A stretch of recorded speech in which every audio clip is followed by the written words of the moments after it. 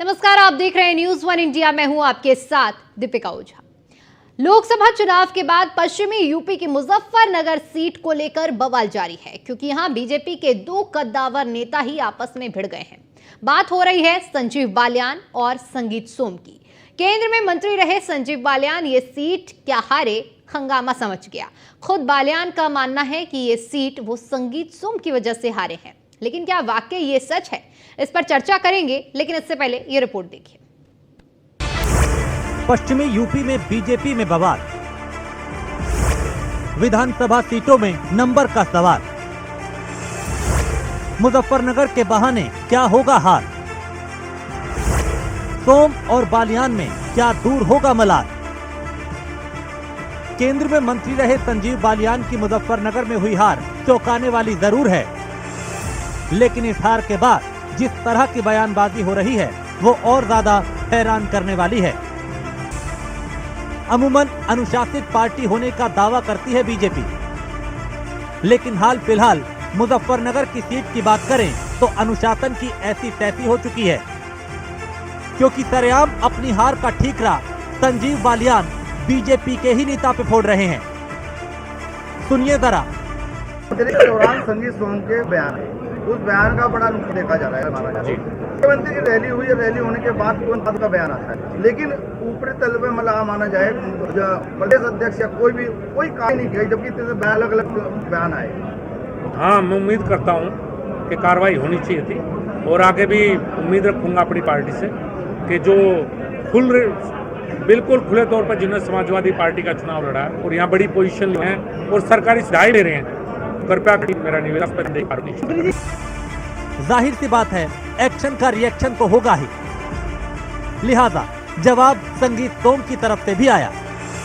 उन्होंने प्रेस में एक आरोप लगाया है कि मुझे चुनाव संगीत सोम ने हराया। मैं भारतीय जनता पार्टी का समर्पित कार्यकर्ता हूं। मैं भारतीय जनता पार्टी का वो कार्यकर्ता हूं कि जब उत्तर प्रदेश की सरकार ने आतंक मचाया हुआ था, समाजवादी पार्टी की सरकार ने, तब भी अपने उत्तर प्रदेश की जनता की बात हर फोरम पर उठाई। मेरे लोगों पर अखिलेश सरकार ने गोली चलवाई, मेरे लोगों ने गोली खाई, मेरे परिवार पर मुकदमे, मुझ पर खुद आतंकवाद तक के मुकदमे अखिलेश सरकार ने लगाए। मुझे जेल में 800 किलोमीटर दूर मुझे जेल में ले जाया गया और उस जेल को खाली करा दिया गया, जिससे मेरा मनोबल टूटे। मैं भारतीय जनता पार्टी का बिल्कुल समर्पित कार्यकर्ता हूं। चुनाव हराने और जिताने का विषय किसी के दिमाग में आता हो तो वो गलत है, क्योंकि मैं भारतीय जनता पार्टी के लिए काम करता हूं, किसी कैंडिडेट के लिए काम नहीं करता, मैं कमल के फूल के लिए काम करता हूं। कुल मिला के हालत यह है कि संजीव बालियान और संगीत सोम आमने सामने हैं, खुलकर एक दूसरे के खिलाफ बयानबाजी कर रहे हैं। वैसे एक हकीकत यह भी है कि संगीत सोम के विधानसभा में बीजेपी को समाजवादी पार्टी से ज्यादा वोट मिले हैं। बावजूद इसके पश्चिमी उत्तर प्रदेश की सियासत में एक नए म्यान में दो तलवारें कब तक रह पाएंगी, ये देखने वाली बात होगी। Bureau report, news one India.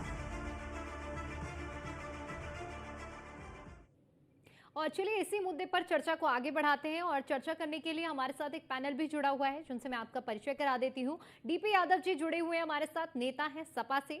आलोक द्विवेदी जी जुड़े हुए हैं, राजनीतिक विशेषज्ञ हैं। और अतुल शर्मा हमारे साथ जुड़े हुए हैं, हमारे संवाददाता हैं मेरठ से। सबसे पहले आपके पास आऊंगी, आप दोनों के पास ही रुख करूंगी, लेकिन इससे पहले अपडेट ले लेते हैं अतुल आपसे।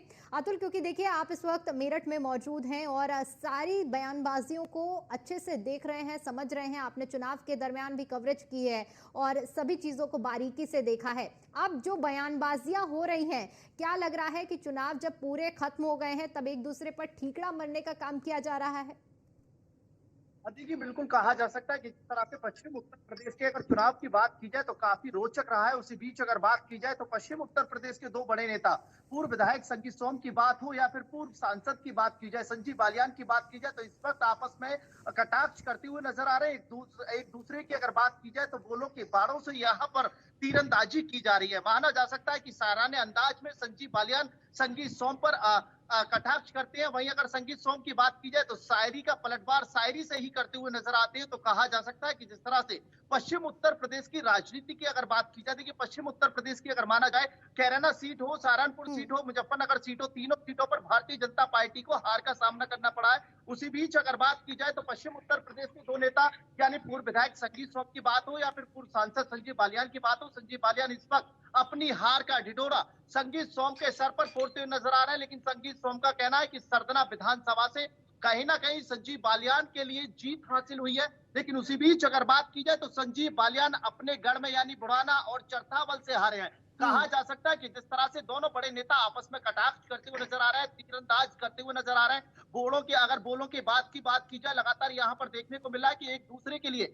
यहाँ पर छवि धूमिल करने का काम किया जा रहा है। भारतीय जनता पार्टी की अगर बात की जाए, इस वक्त माना जा सकता है कि भारतीय जनता पार्टी एक सबसे बड़ा परिवार कहा जाता है। उस परिवार की अगर बात की जाए तो आपसी मतभेद की बात की जाए, मतभेद इतना बढ़ चुका है कि मीडिया के सामने आकर के संजीव बालियान कल एक प्रेस वार्ता करते हैं और उसमें अपनी हार का ढिढोरा संगीत सोम के सर पर फोड़ते हुए नजर आते हैं। और आज उसी के पलटवार में संगीत सोम अपनी हार 2022 चुनाव की हार को लेकर के भी जिक्र करते हुए नजर आते हैं कि किनकी वजह से 2022 चुनाव हारना पड़ा था, लेकिन मैंने किसी भी तरह से मीडिया के सामने आकर के कोई बयानबाजी नहीं दी थी। उसी को लेकर के अगर कहा जाए कि जिस तरह से चुनाव खत्म होने के बाद पश्चिम उत्तर प्रदेश की राजनीति इस वक्त तापमान बढ़ता हुआ नजर आ रहा है। पश्चिम उत्तर प्रदेश की राजनीति की बात की जाए, पश्चिम उत्तर प्रदेश के तापमान की बात की जाए, तो दोनों इस वक्त सरगमी पर नजर आने लगे हैं। दोनों आपस में टक्कर देते हुए नजर आ रहे हैं। राजनीति और तापमान दोनों बढ़ता हुआ नजर आ रहा है। बिल्कुल तो देखा जाए तो वार पलटवार का लगातार दौर जारी है और दोनों ही नेता चुप होने का यानी इस विवाद को कम करने का नाम नहीं ले रहे हैं, जिसका खामियाजा चुनावी नतीजों में भी हमें देखने को मिला है। खैर, एक बार फिर से आपका रुख करूंगी, लेकिन हमारे साथ आलोक द्विवेदी जी भी जुड़े हुए हैं। आलोक जी, आपसे समझना चाहूंगी क्योंकि चुनाव के दरमियान भी काफ़ी बयानबाजियां हुई और इन बयानबाजियों को लेकर समझाने का भी प्रयास दोनों नेताओं को किया गया, लेकिन आप इसे किस तरह से देख रहे हैं? क्या आप भी इसको एक बड़ी वजह जो अंतरकलह रही है, एक बड़ी वजह मानते हैं मुजफ्फरनगर में हार की बीजेपी के? देखिए, जिस तरह से दोनों को बयान आए हुए हैं संगीत सोम के और संजीव बालियान जी के, संगीत सोम जी ने कहा कि मैं चुनाव हारा तो उसका मैंने आरोप किसी के ऊपर नहीं लगाया। तो कहीं ना कहीं इनडायरेक्ट तरीके से वो संजीव बालियान को कहना चाह रहे थे कि आपने मुझे चुनाव हराया है। लेकिन संजीव बालियान और संगीत सोम जी की जो आपसी खींचतान लड़ाई रही है वो जगजाहिर है। उसे हर कोई मुजफ्फरनगर में जानता है, बाहर लोग भले जानते हैं, पर मुजफ्फरनगर के लोग इस बात को अच्छी तरह से जानते हैं। और संजीव बालियान का एक बयान भी मुझे आया था कि मुझे प्रशासन और संगीत सोम ने चुनाव हराया है। तो कहीं ना कहीं उन्होंने एक तरह से योगी आदित्यनाथ जी के ऊपर भी एक क्वेश्चन तो उठाया हुआ है, क्योंकि बहुत ही कम मार्जिन से संजीव बालियान जी की हार हुई है। तो उसमें अगर कोई भी छोटा मोटा नेता भी होगा तो हराने की ताकत तो रखता ही है। संगीत सोम जी नेता है मुजफ्फरनगर, और उसका एक जो भी रहा इनका अंदर खाने, जो भी इनकी नहीं बनती उसका पीछे रीजन जो भी रहा हो, बट हाँ, इसमें तो कोई दो राय नहीं कि गुटबाजी तो चरम पर थी। संगीत सोम जी का कितना रोल है कितना नहीं तो मैं नहीं कहूंगा, ये इस बात को ये दोनों बहुत बेहतर तरीके से यहाँ के जो मुजफ्फरनगर जो स्थानीय संगठन वो इस बात को अच्छी तरह जानता था। अगर ये संगीत सोम जी ने कुछ किया है या उनके चुनाव संजीव बालियान जी ने किया है, ये देखना पार्टी का विषय कि किसने क्या किया क्या नहीं किया है। लेकिन जो भी हुआ है फिलहाल मुझे ऐसा लगता है कि ये भाजपा के हित में ही रहा है, बल्कि समाजवादी पार्टी की किसी हित में हुई है। और दूसरा कि योगी आदित्यनाथ जी क्वेश्चन तो उठा था, तो उनको भी अपने ऊपर देखना पड़ेगा कि उनकी कहाँ कमी रहेगी, उनकी चूक कहाँ पर रह गई है। खासतौर पश्चिमी उत्तर प्रदेश में ठाकुर की नाराजगी सामने निकल के आई थी, तो यदि योगी आदित्यनाथ जी और राजनाथ सिंह जी को मनाने में सफल नहीं रहे तो इनके भी कहीं ना कहीं नाकामयाबी है। ठीक है, डीपी यादव जी भी जुड़े हुए हैं। डीपी जी, जिस तरह से देखिए वार पलटवार हो रहा है, चुनाव खत्म हो गए, नतीजे सामने आ गए, सरकार भी बन गई है, लेकिन उसके बाद भी बयानबाजियां हो रही हैं। ऐसे में अगर देखा जाए तो कहीं ना कहीं इस बयानबाजी का जो अंतरकलह रही है उसका फायदा सपा उठा गई है, क्या आप इसको मानते हैं या नहीं? निश्चित रूप से समाजवादी पार्टी के ऊपर लोगों ने विश्वास जताया है। ये जनता का विश्वास था कि समाजवादी पार्टी ने उत्तर प्रदेश में ऐतिहासिक सफलता हासिल की। उत्तर प्रदेश में समाजवादी पार्टी को कहीं न कहीं जो है एक तरह से लोकसभा चुनाव में प्रचंड बहुमत मिला है। भारतीय जनता पार्टी को लोगों ने नकार दिया है और ये तो होना था दीपिका जी। ये चुनाव से पहले भी जिस प्रकार से दोनों में मनमुटाव था, सरपुटौल थी, तो इसका नतीजा तो ये होना था। और इससे पहले संगीत सोम ने जिस प्रकार से 2022 के चुनाव में संगीत बालियान के ऊपर आरोप लगाया था कि इनकी वजह से मैं चुनाव हारा हूं, हम लोगों ने इस पर डिबेट भी किया था, तो कहीं ना कहीं वो आरोप प्रत्यारोप का दौर चलना था। लेकिन इसको हमें इससे परे भी देखना चाहिए कि आखिर इन दोनों की हार क्यों हुई। 2022 में संगीत सोम की हार होती है, फिर 2024 आते आते संजीव बालियान जो केंद्रीय मंत्री भी थे उनकी हार हो गई। इसके जो पीछे का कारण है उसको हमें समझने की जरूरत है। देखिए, जिस प्रकार से किसान आंदोलन चले थे और जिस प्रकार से किसानों का कहीं ना कहीं विरोध उनको देखना पड़ रहा था, जब संजीव बालियान क्षेत्र में जाते थे तो किसान इनका विरोध करते थे, उनको अपने गांव में घुसने नहीं देते थे। तो ये कहीं ना कहीं भारतीय जनता पार्टी के नीतियों की हार है, भारतीय जनता पार्टी के नकारात्मक जो राजनीति है उसकी हार है, भारतीय जनता पार्टी के नाटक नौटंकी की हार है, भारतीय जनता पार्टी के जुमलों की हार है। किसानों ने जब आंदोलन किया था, किसान दिल्ली जा रहे थे, तो इसी भारतीय जनता पार्टी के लोगों ने उनको क्या क्या नहीं कहा था, आतंकवादी, उग्रवादी, ये किसान नहीं है, ये कहीं ना कहीं जो है एक भेड़िए हैं, एक ऐसे छुपे हुए चेहरे हैं जो देश की हालत को कहीं ना कहीं बदनाम कर रहे हैं। तो तमाम तरह के, अब उसके तह में हम नहीं जाना चाहते हैं, लेकिन तमाम तरह के नवाजा था भारतीय जनता पार्टी के लोगों ने, तो उसकी हार है। ये उत्तर प्रदेश की जो भारतीय जनता पार्टी की सरकार है, योगी जी की सरकार है, उसकी हार है। और देखिए, इन दोनों को कहीं ना कहीं जो है अब एक दूसरे को जो है फूटी आंख भी नहीं सुहा रहे हैं। अब पश्चिमी उत्तर प्रदेश में भारतीय जनता पार्टी का धीरे धीरे इसी तरह से सुपड़ा साफ होगा और आने वाले दिनों में देखिएगा ये अंतर कला और बढ़ेगा और भी नेता तमाम आरोप प्रत्यारोप लगाएंगे, क्योंकि उत्तर प्रदेश से भारतीय जनता पार्टी को उम्मीदें थी और उत्तर प्रदेश में ही भारतीय जनता पार्टी को करारी हार का सामना करना पड़ा है। नैतिकता तो ये है कि योगी जी इसको अपनी हार स्वीकार करें, लेकिन अब वो योगी जी स्वीकार नहीं करेंगे। अब क्योंकि वो जो है मठ से ऊपर उठ करके सत्ता सुख के में अपने को कहीं ना कहीं उसके भोग विलास में अपने को पा रहे हैं, तो निश्चित रूप से अब जब जनता 2027 में इनको हटाएगी तभी ये हटेंगे। लेकिन हमें ये देखना होगा कि ये हार किसकी है। ये संजीव बालियान से ज्यादा हार जो है नरेंद्र मोदी की है, योगी आदित्यनाथ की है और भारतीय जनता पार्टी के डबल इंजन की सरकार की ये हार है। लेकिन डीपी जी, आंकड़ों में तो सबसे आगे वही है ना। माना कि आप लोगों को भी इस बार जीत अच्छी मिली है, जो आंकड़े हैं सीटें बढ़ी हैं, लेकिन कहीं ना कहीं देखा जाए तो जितनी गठबंधन की सीटें हैं उससे कई गुना ज्यादा तो अकेले बीजेपी की सीटें आई है ना। खैर, इस पर मैं लौटूंगी, इस सवाल पर आपसे प्रतिक्रिया लूंगी। मनोज पंडित जी भी हमारे साथ जुड़ चुके हैं, नेता हैं बीजेपी से। मनोज जी, देखिए, जब से पश्चिमी उत्तर प्रदेश में चुनावी बिगुल बजा था और तभी से देखने को मिल रहा था लगातार बयानबाजियां चल रही थी, चाहे ठाकुरों की नाराजगी को लेकर हो। इस मुद्दे को अगर इतर किया जाए तो संगीत सोम और संजीव बालियान का जो मुद्दा था वो लगातार तूल पकड़ता जा रहा था। बयानबाजी उस दरमियान भी हुई, हालांकि प्रयास भी हुए, लेकिन उससे कोई ज्यादा फायदा नहीं हुआ। लेकिन अब आखिर में सवाल यही उठ रहा है कि मुजफ्फरनगर का वो विलन कौन रहा है जिसकी वजह से डेंट पहुंचा है बीजेपी को इस सीट में भी। आप लोग किस तरह से देख रहे हैं, क्या वजह मानते हैं? दीपिका जी, ये तो एक समीक्षा का विषय है और पार्टी इसमें समीक्षा करेगी और जो भी दोषी पाया जाएगा उसके खिलाफ पार्टी संगठनात्मक कार्रवाई भी करेगी। पर लेकिन जो मेरे मित्र डीपी यादव जी जो अपनी कुर्सी से ज्यादा उछल रहे हैं, ज्यादा उछलेंगे तो चोट भी लग सकती है इनको। मैं बता दूं इनको कि इतने उछलने की आवश्यकता नहीं है।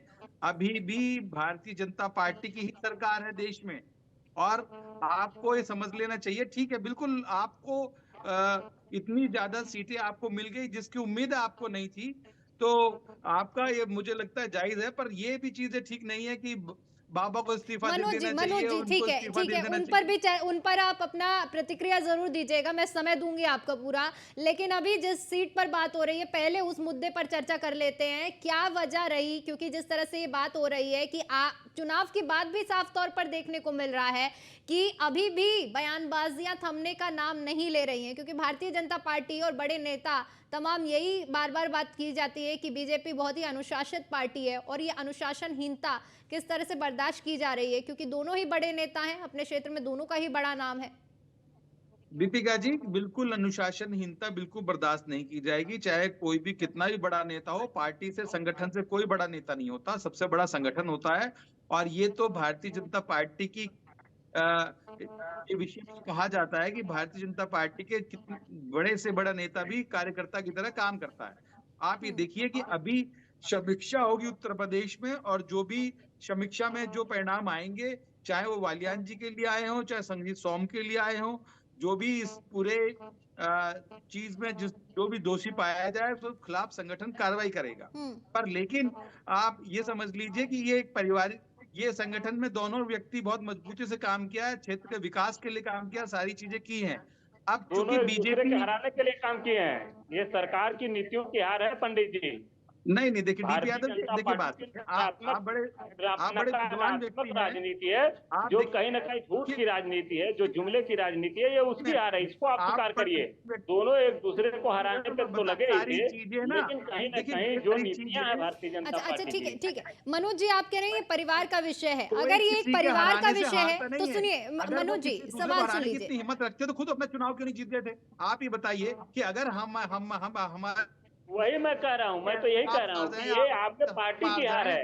ये दोनों एक दूसरे को हराने पे तो लगे ही थे। ये सब चीजें कहने की ये बात है। आपके जो पार्टी भ्रम और की हार है, फैलाने में भारतीय आप जनता कामयाब पार्टी हुए, की नीतियों की हार है। की वजह से लोग हारे। भारतीय जनता पार्टी की नकारात्मक नीतियों जो की हार सोच होती है, तो हम भारतीय सरकार जनता कैसे पार्टी की जो बनाते? नाटक अगर नौटंकी है, डीपी ये यादव उसकी हार की है। नीतियों की हार होती तो हम सरकार कैसे बनाते?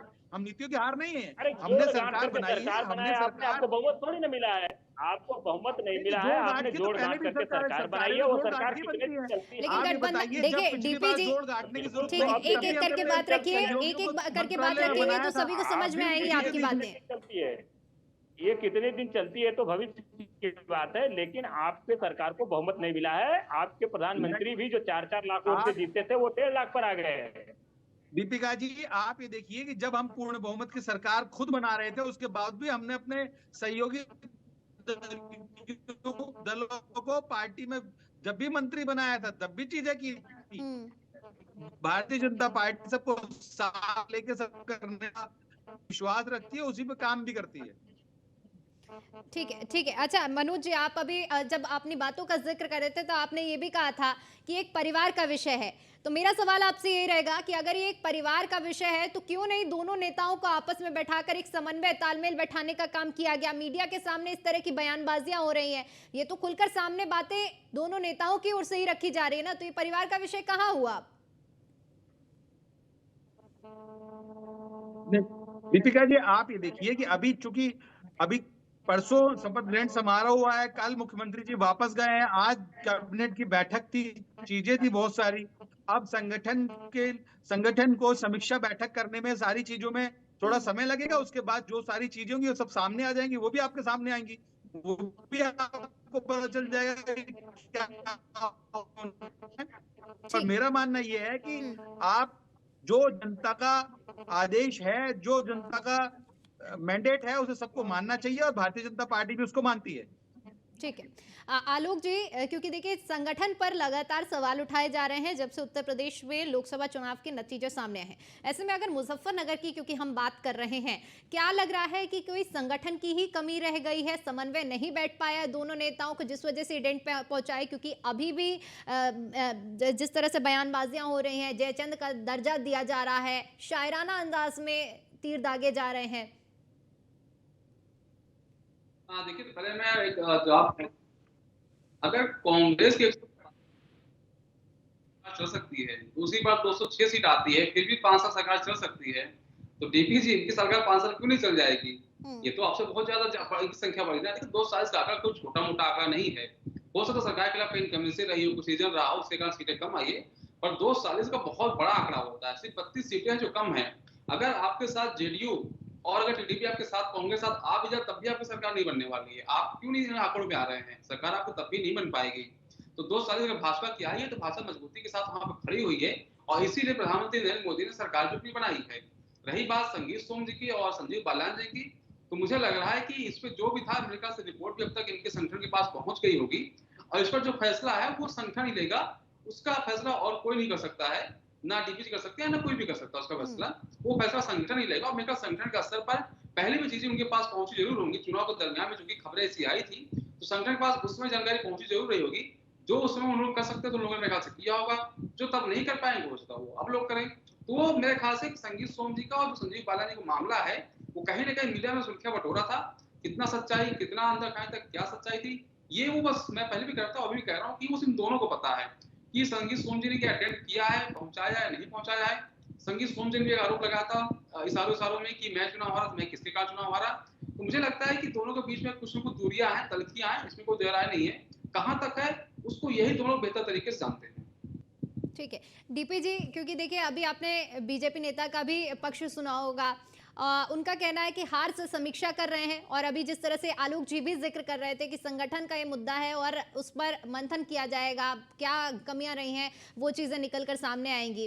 क्योंकि आपने जब अपनी बातों का जिक्र किया था तो आपने कहा था कि नीतियों की कमी रही होगी, तो साफ तौर पर यहाँ तो सवाल मैनेजमेंट को लेकर उठ रहे हैं कि मैनेजमेंट में कुछ कमी रही है जिस वजह से हार का सामना करना पड़ा, खास तौर पर मुजफ्फरनगर सीट की बात कर रहे हैं। जी निश्चित रूप से देखिए दीपिका जी, ये भारतीय जनता पार्टी के अंदरूनी कला की हार तो ही है। मैं इसको स्पष्ट कर चुका हूं कि कहीं न कहीं ये भारतीय जनता पार्टी के जो डबल इंजन की सरकार है उसके नीतियों की भी हार है। ये नकारात्मकता की हार है, जो नकारात्मक राजनीति करती है भारतीय जनता पार्टी, जुमलेबाजी की राजनीति की हार है, और कहीं न कहीं जो नाटक नौटंकी की राजनीति है उसकी हार है। आप देखिए जिस प्रकार से प्रधानमंत्री जी बड़ी बड़ी बातें करते हैं, उन्होंने किया कुछ नहीं देश के लिए, लेकिन जनता ने उनको बता दिया कि अब काठ की हांडी बार बार नहीं चढ़ने वाली है। आप बार बार झूठ बोल करके इस देश पर शासन नहीं कर सकते हैं। इनकी हार हो गई है नैतिक रूप से। अब ये जोड़ गांठ करके सरकार भले बना ले, तीसरी बार ये सरकार में आ गए, लेकिन ये कोई निश्चित नहीं कि सरकार कितने दिन चलेगी। अभी टीडीपी, जेडीयू और भी तमाम सहयोगी दल हैं। अभी देखिए जो आपके अच्छा एक बात बताइए, अगर आपको इस तरह आंकड़ा मिल जाता 290, 91, तो क्या आप लोग जोड़ तोड़ के सरकार नहीं बनाते? नहीं, जोड़ तोड़ के सरकार नहीं, तो क्या तब आपकी सरकार जोड़ तोड़ की सरकार नहीं कहलाती? नैतिक रूप से जो हार होती है उसकी बात अलग होती है। जोड़ तोड़ की सरकार, मिलजुल करके सरकार, अटल बिहारी वाजपेयी ने चलाया था। गठबंधन तो आपने भी बनाया था ना, इसी तरह गठबंधन उनका भी 2014 से चल रहा है। ऐसा तो है नहीं कि चुनाव के बाद जोड़ तोड़ किया गया है, जोड़ तोड़ तो पहले से ही हुआ है। लेकिन जिस प्रकार से जी मुझे समझ नहीं आ रहा कि जो नकारा है भारतीय जनता पार्टी को, उससे विचार करना चाहिए। ये किसान विरोधी नीतियों की हार है, ये बेरोजगारों जोड़े हैं वो चुनाव के बाद जोड़े हैं। साल से पहले का संगठन है हमारा, और ये अब तक कोई नया संगठन नहीं है, ये तो बहुत पहले से बना हुआ है। अरे भाई ये तो आपके ऊपर लागू होती है बात कि जो आपने गठबंधन बनाया था उसकी हालत क्या हो गई। हर एक व्यक्ति ने अपना अपना मैनिफेस्टो जारी किया, हर एक व्यक्ति ने अपने वादे किए जनता के साथ, और आज ये आपकी हालत क्या, आप खुद ही देखिए इस बात को। अरे आप अयोध्या में हार गए, आप अयोध्या में हार गए, प्रभु राम ने आपको पटका है। अब तो थोड़ा शर्म करो भाई पंडित जी। अब तो अरे भाई क्या फर्क पड़ता है इस बात से? आप मुझे बताइए, चुनाव है, चुनाव में हार जीत लगी रहती है। डीपी यादव जी, ये कुछ चुनाव में ऐसा नहीं है कि हमेशा आप जीतते ही रहते हैं, हारते भी हैं आप चुनाव में। और ये आप देखिए आपके साथ क्या हुआ। हम तो यही कहते हैं कि ये चुनाव है, हार जीत लगी रहती है, लेकिन जिस प्रकार से आप जीत में दम्भ भर जाते हैं, घमंड में भर जाते हैं, वो आपको नहीं करना चाहिए था। पिछले 10 सालों में जो आपने तांडव किया, जीत करके जनता के जनादेश का अपमान किया, उसका मखौल उड़ाया, किसानों के साथ जिस प्रकार से आपने आतंकवादियों, उग्रवादियों जैसा व्यवहार किया, उनको अपराधियों जैसा व्यवहार किया, उनके रास्ते में कील कांटे बिछाए, तो हार नहीं होगी तो क्या होगी आप बताइए। आपने प्रभु राम का मजाक उड़ाया, आप प्रभु राम को लाने वाले कौन होते हैं ये बताइए। ये हार आपके पैरामीटर पे, भारतीय जनता पार्टी के पैरामीटर पे कोई हार नहीं है। आप देखिए हम पहले भी सरकार में थे, आज भी सरकार में। अच्छा चलिए ठीक है, एक प्रतिक्रिया आलोक जी से भी ले लेते हैं। आलोक जी, क्योंकि आप दोनों ही नेताओं की प्रतिक्रियाओं को सुन रहे हैं और जोड़ तोड़ की जो सरकार है उसको लेकर बहुत वाद विवाद हो रहा है, क्या कहेंगे इस पर? क्योंकि ये सिर्फ यहाँ का मुद्दा नहीं है, राष्ट्रीय स्तर पर भी जो नेता हैं इसको लेकर बातें कर रहे हैं, इस पर क्या कहेंगे? देखिए ये इनका त्रिपुरा अलायंस था इंडिया का, जो सरकार बनी है, तो मुझे लगता है कि इनमें कोई वैचारिक मतभेद था, बल्कि जो इंडिया गठबंधन है उसमें जरूर जो ऐसे दल आ गए जिनका आपसी वैचारिक मतभेद रहा है, उनके बीच में सिर्फ एक ही चीज कॉमन था कि वो नरेंद्र मोदी के विरोधी थे। उसी चक्कर में लोग आए। सोशल मीडिया में एक बात चल रही थी कि इंडिया की सरकार नहीं बनने से ये नुकसान हो गया कि हमें मालूम चल पाया कि इस बारात का दूल्हा कौन था। तो एक मजाक चल रहा था, प्रोग्राम भी कर रहा था, बात दूल्हा कौन चल पाया है। ये बात की देखिए अभी सरकार, मुझे लगता कोई खतरा नहीं है सरकार, क्योंकि इंडिया सरकार बनी हुई है। यदि बाहर से किसी दल को लाते सरकार बनाते तो एक समस्या आ सकती थी। और कहीं न कहीं जो दोनों दल है वो पहले ही भाजपा साथ रहे हैं। नुकसान ये है कि पहले भी लोग भाजपा से अलग हो क्योंकि चुके ये हैं। जो अलायंस था ये प्री पोल अलायंस था और ऐसे में ये सवाल उठना बेहद गलत है। पोस्ट पोल अलायंस होता तो तमाम तरह के सवाल उठते और ये बात जायज भी होती। फिलहाल क्योंकि समय का अभाव है इसलिए आप तीनों से ही मैं माफी चाहूंगी और यहीं पर इस कार्यक्रम को समाप्त करना चाहेंगे। फिलहाल के लिए आपका बहुत बहुत शुक्रिया हमारे साथ जुड़ने के लिए और अपना कीमती समय हमें देने के लिए। तो जिस तरह से लोकसभा चुनाव के नतीजे आए हैं और नतीजों के बाद जो कुछ सीटें ऐसी रही हैं जहां पर अब काफी ज्यादा विवाद देखने को मिल रहा है, उनमें से एक मुजफ्फरनगर सीट भी है जहां पर आपसी दो बड़े नेताओं में अंतर्कलह की बात सामने आ रही है। फिलहाल क्या कुछ निकलकर सामने आता है ये तो आगे पता चलेगा, लेकिन फिलहाल के लिए यूपी के ललकार में इतना ही। मुझे दीजिए इजाजत, नमस्कार।